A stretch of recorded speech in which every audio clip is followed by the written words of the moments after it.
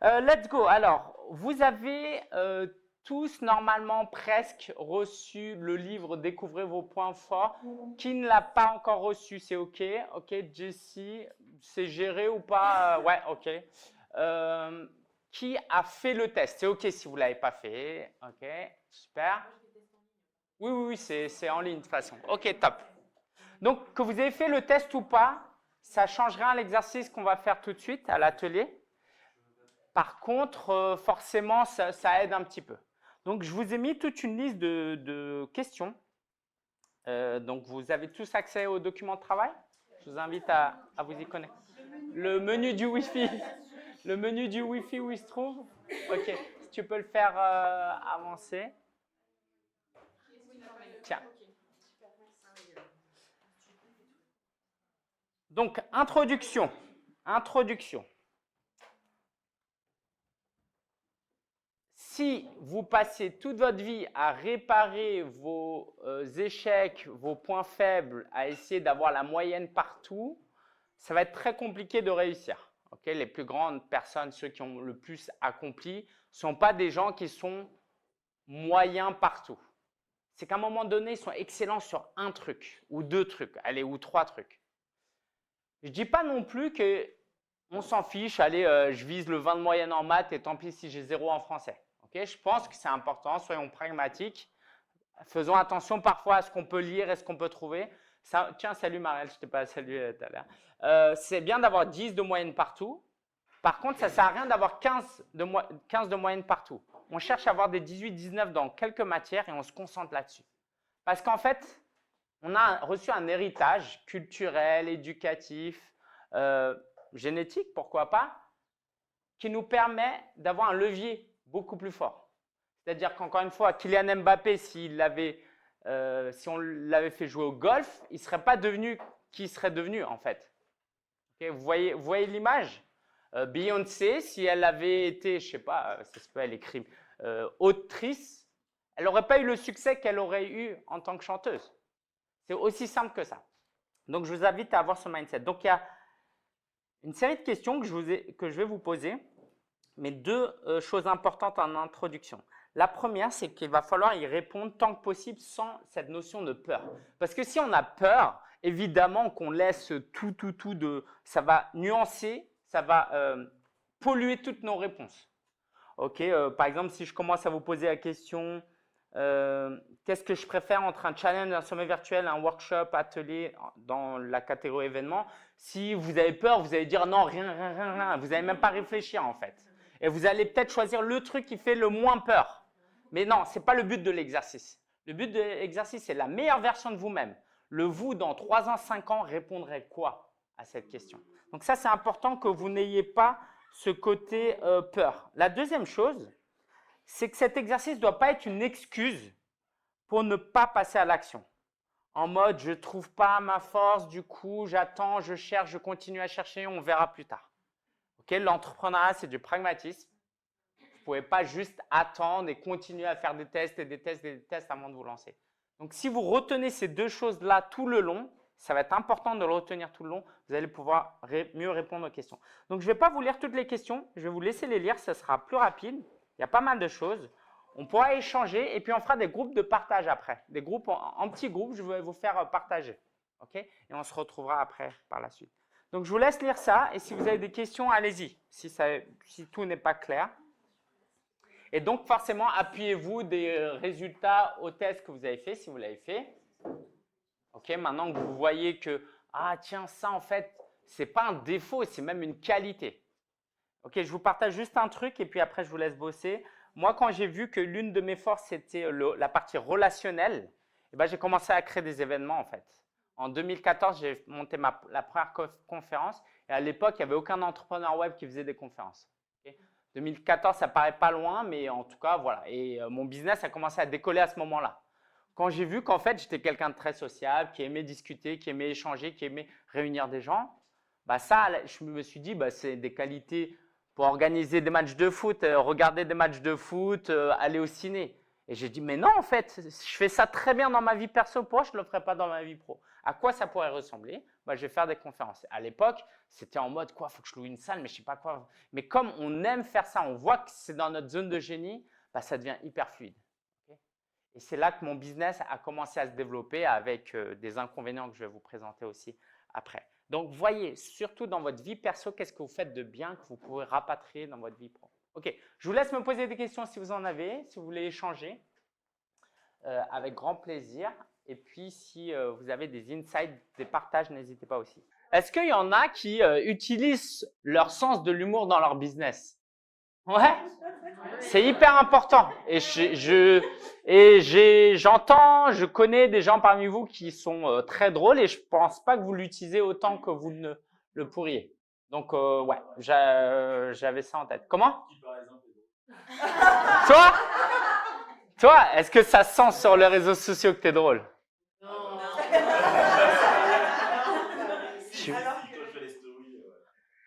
Ok. Mais tu vois, genre quelqu'un qui est spécialisé dans les finances, qui vous aide à améliorer vos finances et qui en plus, c'est agréable et fun de te côtoyer, mais ça cartonnerait. C'est ça, ouais. Parce que c'est tellement contradictoire. Bah ouais, Florence. Une juriste qui est hyper drôle à mourir de rire. Et en fait, Madame la juriste. Ah oui. Tu la connais? Madame la juriste. Franchement, et son métier. Elle parle de droit, quoi. Ouais, Marélie me parlait d'elle aussi. Et puis même Aline de BeBoost, moi j'ai pas compris ça, à quel point, comment elle a fait pour décoller aussi vite. Et en fait, j'ai regardé un peu, c'est parce qu'elle se lâche, elle est elle-même, elle est drôle, elle se prend pas la tête. Ça, c'est hyper important. J'entendais quelqu'un aussi parler de sa capacité à bien démarrer, mais pas être bon pour suivre après. Et forcément, je me suis reconnu. Il y a deux choses que j'ai envie de vous dire. C'est évidemment travailler en équipe avec quelqu'un qui puisse vous compléter. Mais avant d'avoir quelqu'un dans votre équipe, bah, va falloir vous faire un peu violence aussi. C'est ce que moi, j'ai fait aussi. Okay. Donc, il y a des choses qu'on aimerait et qui demandent un peu de temps de construire et c'est OK. Mais gardez ça en tête, c'est qu'à terme, voilà, c'est OK. Mais ça, c'est important. Moi, pendant longtemps, je pensais que j'étais quelqu'un de pas digne de confiance, pas sérieuse, pas pro, de lancer des trucs et pas les terminer. Je culpabilisais parce que c'est pas ce que devrait faire un entrepreneur. Sauf que quand vous voyez les grandes entreprises, ils ne travaillent pas seuls en fait. Donc, c'est injuste de se comparer, nous, solopreneurs, à quelqu'un qui a une équipe de 10 directeurs, en fait. Donc, ouais, ça, je voulais vous partager ça aussi. Par exemple, mais ça peut même être un assistant, une assistante. Tu vois, par exemple, nous, nos programmes, ils ne durent pas 1 an parce que je ne serais pas bon, en tout cas avec le même programme, de garder les clients pendant 1 an. Par contre, si je sais que c'est ça que je veux faire pour les clients et que je pense que c'est bon, il faut que j'engage quelqu'un, un coach, un assistant, un responsable pédagogique qui fasse le suivi, tu vois. Par exemple, c'est-à-dire que l'idée de ce test, c'est pas non plus de dire moi je fais mon propre menu, j'aime les frites et le ketchup et je mange que ça et je mange pas de légumes. Ça, c'est pas aussi simple que ça non plus.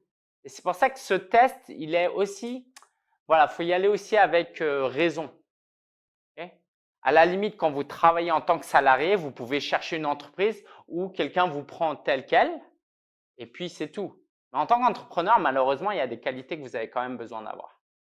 Okay. Et donc, au début, ça doit vous motiver. Comment je peux avoir suffisamment de trésor pour pouvoir déléguer certaines tâches où je ne suis pas bon. Je voulais aussi vous partager quelque chose avec Jonathan, si on en discutait. C'est que moi, j'ai fait le test en 2014 et là, je l'ai fait en 2022. Et c'est plus les mêmes. Donc, ça veut dire quoi? On peut l'interpréter de plein de manières différentes. Moi, j'ai essayé de comprendre. Pour moi, l'une des premières choses, c'est qu'on évolue. Et donc, il y a 2 manières d'évoluer. Soit on évolue emporté par la vague, ou soit on prend son bateau, on prend son gouvernail et on dirige la voile. Et moi, j'ai développé certaines qualités que je n'avais pas avant. Et relativement, j'en ai aussi perdu d'autres. Relativement, attention. Hein. Okay. Donc ça, c'est aussi à garder en tête. Ce qui vous êtes aujourd'hui ne définit pas qui vous serez dans 5 ans. Donc l'idée, c'est pas de rester figé non plus. Se dire, tiens, ça, je ne l'ai pas, mais c'est peut-être quelque chose que j'aimerais bien avoir et peut-être que je dois travailler. Marélie, je voulais te poser une question. Je ne sais pas si tu as le micro. Ouais. Donc Marélie, tu as fait le test.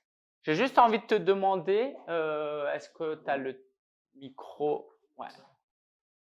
Marélie, j'ai envie de te demander, qu'est-ce que toi, tu as appris sur toi-même à travers le test et quelles idées ça te donne dans l'organisation de l'entreprise maintenant que tu connais non seulement tes forces, mais aussi celles de Karine et les miennes?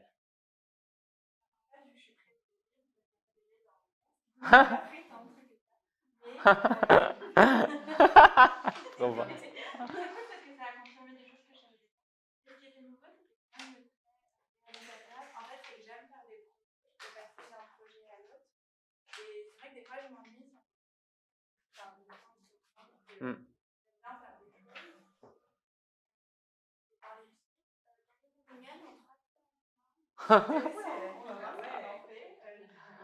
Ah.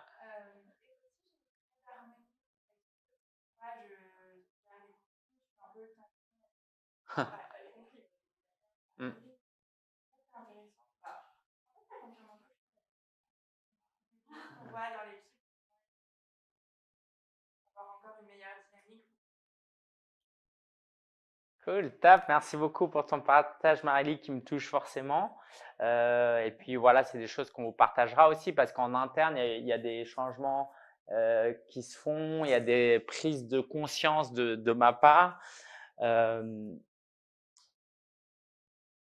Par exemple, ce que je peux vous partager, c'est que je suis vraiment pas le meilleur dans ça, mais par contre, mon intention, elle est là, qui est de toujours essayer de mettre mon équipe dans leur zone de génie, d'utiliser leurs forces. Et ça, c'est facilité par le fait que je sois coach, donc je vais souvent leur poser des questions pour essayer de comprendre ce qu'ils aiment, ce qu'ils n'aiment pas. Parce que ça, c'est la garantie déjà d'une équipe qui s'épanouit, en tout cas durant l'année. Hein. Il y a évidemment des intempéries. Et c'est la garantie aussi que quand vous trouvez les bonnes personnes, parce que c'est une chose de trouver une bonne personne, mais c'est de la garder et c'est de continuer à travailler avec elle. Okay, même si c'est pas forcément un échec si ça se fait pas. Et ça, c'est plus challengeant que je l'imaginais. Mais du coup, ce que vous faites pour vous, bah déjà, évidemment, j'ai envie de vous dire, si vous êtes en couple, faites-le faire à l'autre personne. C'est hyper important. C'est hyper important que l'autre personne comprenne que vous n'avez pas juste des défauts, c'est juste comment on peut travailler ensemble. Et quand vous aurez une équipe ou si vous avez déjà une équipe, faites-leur faire le test. C'est hyper, hyper important. J'aimerais laisser un temps un peu de débrief. Vous avez beaucoup partagé. J'ai kiffé voir votre énergie, vos échanges. Hein. Il y en a qui voulaient plus s'arrêter et ça, c'est chouette. Et je le pense, hein, c'est vraiment chouette. Voilà, prise de conscience que vous voulez partager? Allez-y, levez la main, on a un peu de temps. Moyennement de temps, mais on en a un petit peu. je couperai sur ma dernière partie, Marie. Ouais, Mathilde. Ah oui, micro, s'il vous plaît.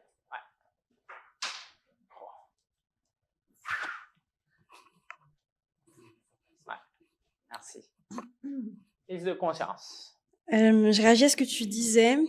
En fait, je crois que je me rends compte que justement dans le choix de quelqu'un moi qui pourrait m'aider dans mon activité, le jour où ça sera le moment, en fait, c'est comme j'aime beaucoup réfléchir, je pense que je vais avoir besoin d'avoir quelqu'un qui m'aide à réfléchir en fait, plus vite. C'est-à-dire que moi, je me rends compte que du coup, que je peux passer beaucoup de temps du coup à réfléchir, à passer dans tous les sens, nanana. Mais c'est aussi du coup un problème parce que du coup, je reste beaucoup des fois dans ma réflexion et je me retrouve paralysée un peu comme ça, alors que j'ai des idées.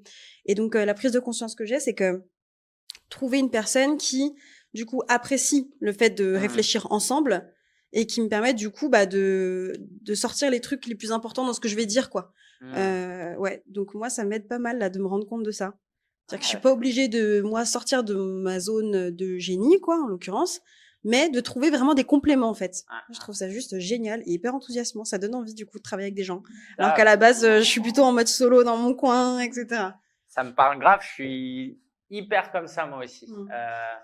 C'est-à-dire je suis pas fan de réunions en réalité. On en fait peut-être un peu trop, mais j'ai besoin de voilà. Et les réunions souvent c'est mon équipe qui m'écoute plutôt que nous qui échangeons, parce que eux ont peut-être moins besoin de ces réunions-là, mais moi j'en ai besoin pour faire sortir des choses. Alors qu'en réalité j'aime beaucoup avoir un emploi du temps déchargé, de travailler de manière asynchrone. Donc tu vois, moi aussi j'ai un peu cette ambivalence. Ouais, ok. T'as essayé les espaces de coworking? Ouais, j'ai essayé un peu. T'as pu échanger un petit peu? Ouais, j'ai pu échanger avec des gens. Après, je suis tombée sur un espace qui était tellement bienveillant, tellement chaleureux, que les gens voulaient que discuter. Et moi, j'étais en mode, non, mais en fait, j'ai du boulot. Je peux pas trop discuter, quoi. Donc, je me dis déjà, bon, alors, va falloir mettre des limites, là, parce que sinon, le casque, ça fonctionne le bien. Le casque, ouais, direct. T'envoies un message. Top, merci beaucoup. Voilà. Quelqu'un veut partager une prise de conscience? Ok, suite aux discussions, est-ce que peut-être, ouais, Anne-Sophie, peut-être les échanges des autres vous ont aussi fait réfléchir sur quelque chose? Ouais, Anne-Sophie. Moi, il y a un trait qui est ressorti du test que je savais déjà, mais qui est le fait que j'adore apprendre. Et ça, je le savais, mais en fait, au début, du coup, j'étais presque déçue, quoi. Je me dis, ah bah super, oui, ça, je le savais. Après, je me suis dit, attends, comment tu peux voir les choses différemment? Et en fait, je me rends compte que le fait de prendre du temps pour apprendre, pour me former, je le vois presque comme un temps de loisir, comme un temps de repos, que du coup, je m'accorde pas forcément parce que, un peu comme disait Céline, je suis pas assez contente de ce que j'ai fait, donc je me dis, bah non, je m'accorde pas du temps pour me former, alors qu'en fait, c'est vraiment quelque chose qui me nourrit. Et en plus de ça, je me rends compte que le fait d'apprendre, c'est ce qui me fait aussi passer à l'action. Parce qu'en gros, j'accumule des connaissances et il y a un moment où je me dis oh, mais c'est génial ce truc, il faut que je le partage, quoi. Et du coup, c'est là où je me mets à l'action. Je vais faire une vidéo, je vais faire un podcast, je vais faire un truc. Donc ça m'a aussi redit clairement, mais mets-toi des temps dans ta journée pour ça en fait, parce que c'est ce qui me nourrit, c'est ce dans quoi je suis douée et c'est ce qui me permet de passer à l'action. Donc voilà. Donc j'aimerais m'engager auprès de vous. À me mettre au moins, je sais pas, j'ai 2 heures en tête, c'est peut-être beaucoup, mais non, on va dire ça, 2 heures par jour pour me former, apprendre, voilà. Alors, on en parlait de manière informelle pour les engagements, mais ici, vous avez le recto, vous pouvez faire, genre, c'est un guestbook, quoi, un livre d'or. Mais derrière, si vous voulez mettre des engagements à vous-même, vous pouvez signer ou non, peu importe, c'est entre vous et vous. Et ouais, n'hésitez pas durant les 2 jours à mettre ça. Et puis en juin, quand on se retrouvera à Paris, bah, vous pourrez revoir, jeter un coup d'œil et voir où est-ce que vous en êtes. Ça va? Je sais pas si on a le feutre par contre, Maëlie. Ouais, à voir. Si on a, ah cool. Ouais, si on peut le laisser, je vais le laisser dans le coin. Ouais, Marielle et puis Sarah aussi n'a pas encore participé. Qui n'a pas encore participé? Mathéo, je crois aussi. Gwenaël, c'est en vie. Ouais, Marielle. Oui, je voulais dire, en fait, je voulais rebondir sur ce que tu disais à l'instant, Anne-Sophie, et aussi ce qu'on avait vécu dans notre groupe avec ce que Mathilde nous avait partagé. J'ai vraiment cette sensation, si on devait faire une analogie, je dirais que quand même beaucoup d'entrepreneurs et d'entrepreneuses, on a une espèce de marâtre à l'intérieur de nous. Comme dans Cendrillon, elle veut aller au bal et l'autre, elle lui dit non, tu vas nettoyer tout du sol au plafond. Et que c'est quand même assez étonnant cette propension qu'on a à toujours trouver du temps pour les tâches qui sont pénibles et qui sont chronophages et qui nous donnent pas forcément de joie, et pour les choses qui sont importantes pour nous, ressourçantes, inspirantes, etc. C'est toujours ce qui est tout en bas de la liste. Et je me dis, il est temps, cette marâtre, d'aller la contacter et de lui dire qu'il y a peut-être une meilleure façon de fonctionner. En tout cas, moi, ma marâtre, elle est vraiment hyper sévère. Et je me dis que tout simplement, maintenant, j'en ai marre, en fait. J'en ai marre d'elle, et qu'il s'agit peut-être de négocier des choses avec elle, parce qu'elle va pas disparaître du jour au lendemain si elle est là depuis des années. Voilà. C'est Jean-Mich, oui, c'est ça. C'est Jean-Mich. Mais c'est ça. C'est comment est-ce qu'on peut négocier pour de plus en plus trouver des temps qui soient des temps de ressourcement sans avoir cette forte culpabilité que moi je peux ressentir dès que je fais quelque chose vraiment qui me fait du bien, quoi. Cool, ça rejoint ce que disait Johanna aussi tout à l'heure. Oui. N'hésite pas demain à parler de ça aussi avec Maëlys. Ouais. Donc si on te voit parler à un miroir durant les 2 jours, c'est que c'est normal. Alors ouais, juste rapidement, si Mathéo et Sarah voulaient intervenir, on a demain aussi, mais allez-y si vous voulez, et puis on... Ouais. Moi, du coup, de ce que j'ai pu observer là par les conversations, puis même par les échanges avec tout le monde, c'est que, en fait, moi, je dirais que je suis présente sur pas mal de réseaux et c'est vrai que, comme disait la marâtre là qui est en bas, donc c'est-à-dire, bon, à force d'être un peu partout, je prends moins de plaisir et j'ai tendance un peu à trop me disperser. Donc vraiment, on en a parlé un peu avec Fabrice, c'est penser les actions, 20% d'actions qui rapportent 80% de résultats, quoi. Me dire vraiment me poser là-dessus et arrêter d'être partout parce que finalement c'est pas du tout efficace, quoi. Voilà. Donc c'est chaud, mais bon, voilà. Top, merci. Ouais, la capacité à dire non à certaines choses, ça c'est super chaud. Est-ce que Mathéo et Gwenaël, pour terminer, voulaient ajouter quelque chose? Ok. Et puis, voilà. Merci. Moi, j'ai fait remonter le fait que j'avais absolument ce besoin d'extérioriser les choses à l'écrit et que le fait de tout garder dans la tête, ça pouvait s'accumuler jusqu'au moment où ça me figeait et je me réveillais avec ce sentiment de j'ai le cerveau qui est plein, je peux pas faire rentrer de nouvelles choses et du coup, je reste statique. Et je partageais le fait que le fait juste d'écrire les choses ou quoi que ce soit, ça fait vraiment du bien. Je l'avais partagé à certaines personnes, mais j'ai eu une demande de remboursement il y a un mois que j'ai pas vu venir, que je t'avais partagé aussi sur le programme de groupe que j'ai actuellement. C'était la personne où je m'attendais le moins, où j'étais le plus confiant. Et tout de suite, l'émotionnel qui arrive, etc. Voilà, vous connaissez sans doute la chanson. Et j'ai posé à l'écrit ce que j'avais fait, ce que j'aurais pu mieux faire, qu'est-ce qui s'était passé. Et tout de suite, ça va mieux. En fait, on rationalise. Et, voilà, ça fait du bien, quoi. Top. Merci, merci. Gwenaël, Jessie, je crois que tu n'es pas encore intervenue. Gwenaël, si tu veux dire quelque chose. Ok. Jessie, est-ce que tu veux partager quelque chose? Alors, en fait, moi, j'ai partagé avec le groupe une confirmation en fait que j'ai reçue d'une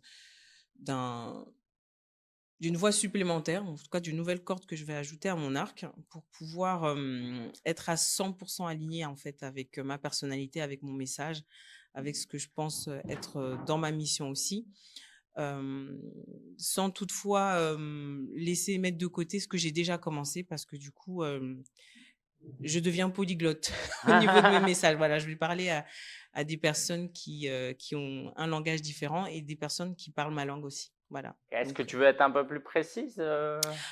Pour être un peu plus précise, je vais du coup ajouter un nouveau compte Instagram notamment qui va s'adresser toujours à des femmes qui ont été éprouvées, mais là on va parler plus de violences sexuelles notamment. Et qui ont aussi une foi chrétienne. Voilà. Donc, ça se précise. Ok. Bah, en tout cas, bravo pour cette décision, quoi. Je ne sais pas où est-ce que tu en es, mais ouais, c'est un vrai sujet. Et merci. Tu nous tiens au courant. Oui.